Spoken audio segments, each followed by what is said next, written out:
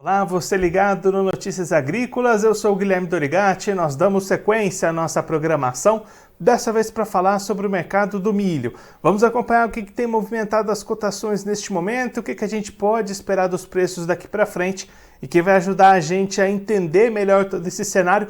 É o Enilson Nogueira, ele que é analista da Celeris Consultoria, já está aqui conosco por vídeo. Então seja muito bem-vindo, Enilson, é sempre um prazer tê-lo aqui no Notícias Agrícolas.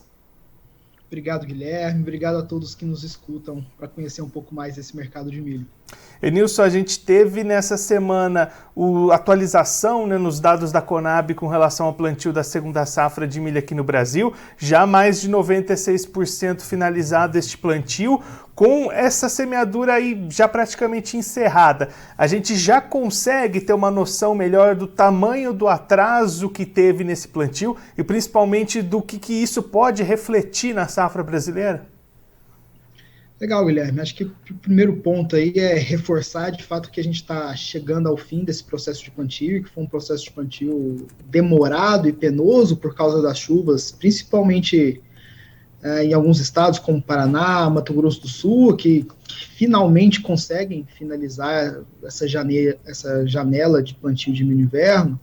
E o que dá para a gente entender nesse sentido? Principalmente essas regiões, como eu disse, Paraná, Mato Grosso do Sul, são regiões que, pelo atraso do plantio e também pelas possibilidades de geada lá na chegada do inverno, podem ter alguns problemas de produtividade.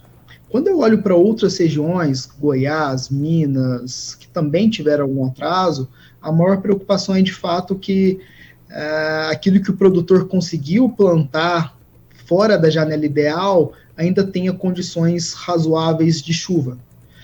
Na prática, o que a gente viu de mercado? Acho que um primeiro elemento importante, todo aquele crescimento diário que o produtor brasileiro teria na safra de inverno, ao em torno de 1 milhão a 1 milhão e 200 mil hectares de milho inverno a mais nessa safra, eu acho que o produtor colocou um pouco um pé no freio com receio desse atraso de plantio, então a gente deve ter uma área maior que o ano passado, mas não tão mais alta assim.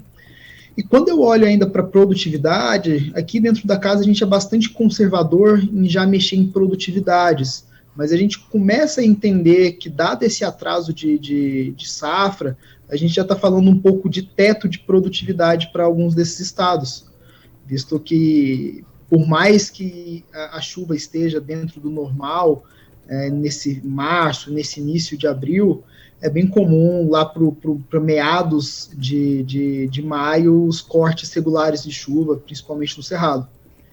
Então, na prática, a gente vai ter uma definição efetiva sobre produtividade no decorrer do clima nos próximos 30, 45 dias. E aí, Nilson, de fato, até este momento, essa possível diminuição na produtividade, como você comentou, não chegou aos olhares do mercado, né? A gente tem uma pressão nos preços, B3 caindo até abaixo dos R$80. O que tem pressionado essas cotações nesse momento? Acho que um primeiro elemento é esse da finalização do plantio. Apesar dos atrasos, a gente já pode falar que, de fato, as principais regiões produtivas finalizaram esse processo de plantio, então isso já diminui um pouco de incerteza. O segundo ponto, talvez importante, tão importante aqui no Brasil, é que, querendo ou não, por mais que tenha atrasos, o clima nesses últimos 60, 80 dias foram positivos para as regiões produtivas de milho inverno. Então, o mercado acaba andando de lado diante de uma perspectiva que ainda, por mais que tenha atraso, ainda é positiva para as produtividades e produção de milho inverno. E o terceiro elemento, esse sim muito importante, que deve ficar no radar de quem está comercializando, que é um possível crescimento de área e produção relevante de milho lá nos Estados Unidos. Recentemente, no final da semana passada, o USDA trouxe novos números ainda mais positivos para crescimento de área plantada no ciclo 23-24 nos Estados Unidos. Um número que já havia sido, lá em fevereiro, 1 milhão a mais de hectares para milho nesse ciclo, agora veio quase 2 milhões a mais em relação ao ano passado. Então, a gente tem uma perspectiva do ponto de vista global de recomposição de produção e de estoques. Então, esse elemento Estados Unidos e, consequentemente, Chicago, tem uma perspectiva baixista para os preços aqui no Brasil no segundo semestre. Lembrando que para o segundo semestre o que importa, o que baseia preço, nivela preço, é a paridade de exportação. Então, Chicago com algumas perdas, tende a também gerar perdas aqui no Brasil. Então, Enilson, esse patamar que a gente está acompanhando agora ali ao redor dos R$80 deve permanecer para o segundo semestre? Deve ter uma grande mudança? Como é que você está vendo esse futuro das cotações? Guilherme, eu acho que a gente tem dois períodos diferentes aí ao longo do tempo. Num primeiro cenário, vamos imaginar que a gente tenha produtividades dentro da normalidade. Por mais que tenha atrasos, que tenha já batido no teto, mas vamos imaginar que a gente produz ali a safra de inverno próximo dos 100 milhões de toneladas, que é o cenário que o mercado entende como normal. Nesse cenário, eu entendo que por curtíssimo prazo, e eu estou falando de curtíssimo prazo, maio, junho, julho, até meados de agosto, a gente possa ter uma pressão relevante nos preços de milho. Algo muito parecido com o que aconteceu com a soja nesse primeiro trimestre do ano, de quedas relevantes. Isso porque a gente teria 2, 3 meses aí de colheita que tenderia a pressionar bastante os preços no mercado interno. Lembrando também que, além da pressão dos preços, a gente não pode esquecer que o produtor brasileiro está com os armazéns cheios e, via de regra, dão preferência para a soja. Então, a gente tem um período muito curto de tempo com volume muito grande de milho inverno sendo colhido. Esse é o primeiro cenário que acho que traz mais preocupação ao produtor em relação a preço. O segundo cenário, e aí acho que aí não é desejável por ninguém, se de fato o clima não ajudar nos próximos 30, 45 dias. Nesse cenário, sim, acho que a gente poderia ter alguma sustentação de preços. Mas aí acho que eu chamo cuidado, acho que a gente tem que ter bastante cuidado nesse cenário, é que por mais que o Brasil possa, nesse cenário hipotético de perdas de produtividade, ter uma produção menor, a gente ainda tem uma pressão externa muito relevante por causa da safra norte-americana, que pode ser bem maior do que foi no ano passado. Então esse é um momento que a gente já conversa com bastante produtores, clientes aqui da casa, recomendando de fato bastante cautela e olhar o mercado de forma ativa. Um cenário normal são de preços mais baixos por causa da possível entrada de safra, e mesmo com um cenário de frustração ou quebra de safra, a gente ainda tem fatores externos que tendem a pressionar os preços aqui no Brasil.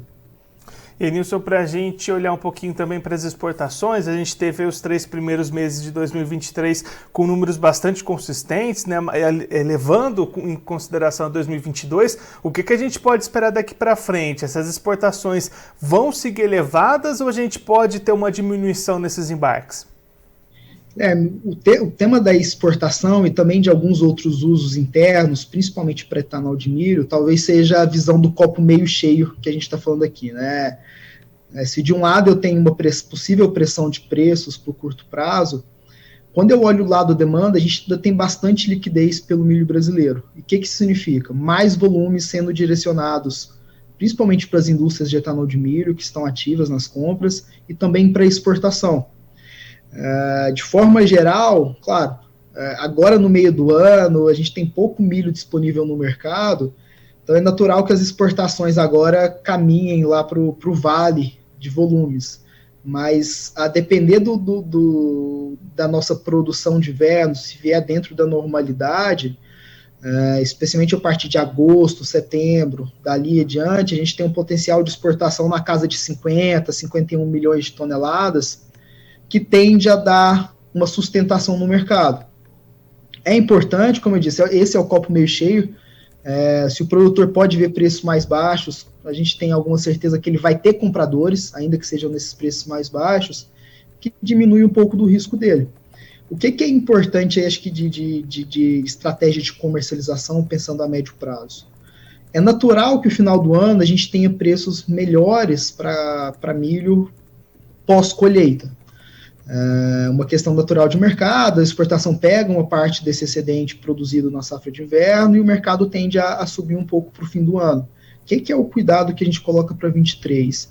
A gente já tem um cenário com as colheitas de verão, soja e milho verão principalmente, de praticamente enxugando as nossas capacidades de armazenamento. Se a gente for pegar, o Brasil produz algo em torno de 155, um pouco mais, um pouco menos, milhões de toneladas de soja, algo em torno de 30 milhões de toneladas de milho verão, só aqui 185 milhões de toneladas. A nossa capacidade de armazenamento, segundo dados da Conab, é na casa dos 180 milhões de toneladas. Então, só a safra de verão já pegou toda a nossa capacidade de armazenamento. Se a gente tem mais uma safra de inverno positiva, na casa dos 100 milhões de toneladas, é possível que não tenha capacidade de armazenamento, ou que o custo de armazenamento fique bastante relevante na composição do preço do produto, do custo do produto. Então, a gente tem que segurar esse milho durante muito tempo para possivelmente aproveitar altas do fim de ano, ou preços um pouco melhores no fim de ano.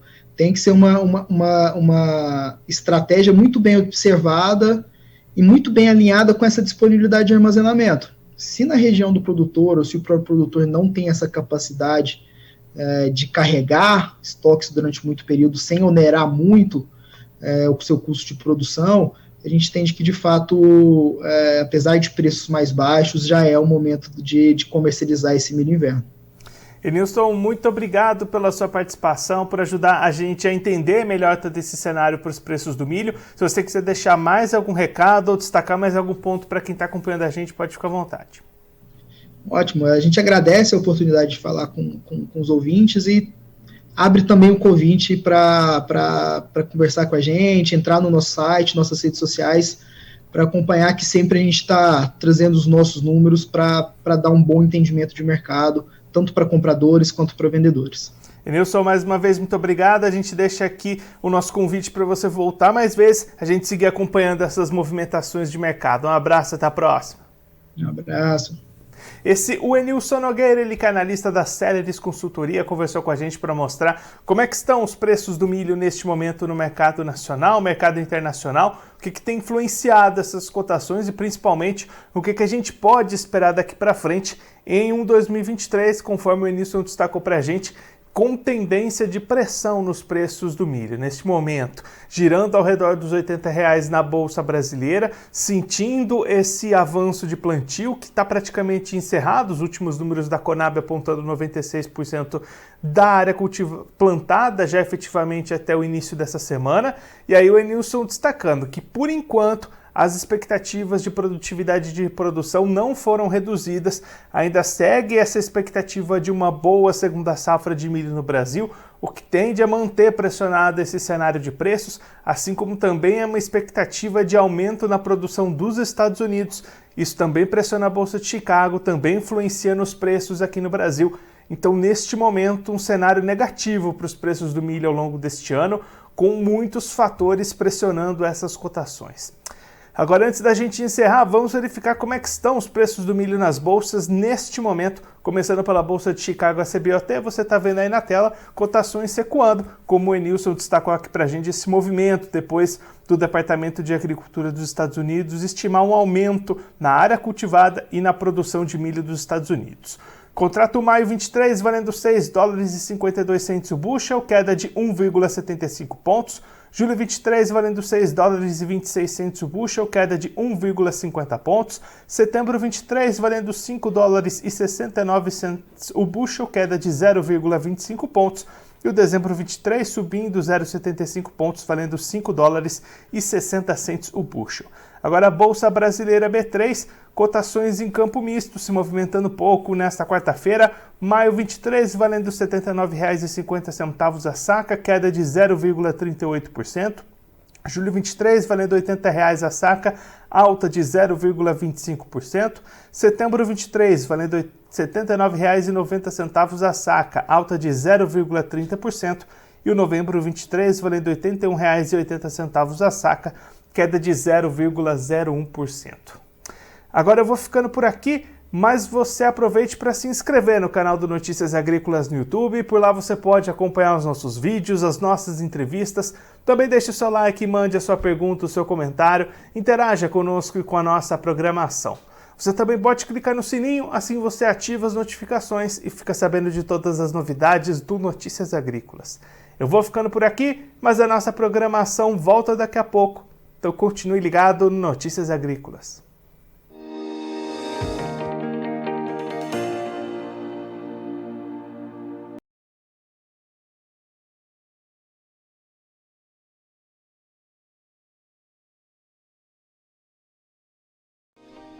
Se inscreva em nossas mídias sociais. No Facebook, Notícias Agrícolas. No Instagram, @Notícias Agrícolas. E em nosso Twitter, @Norteagri.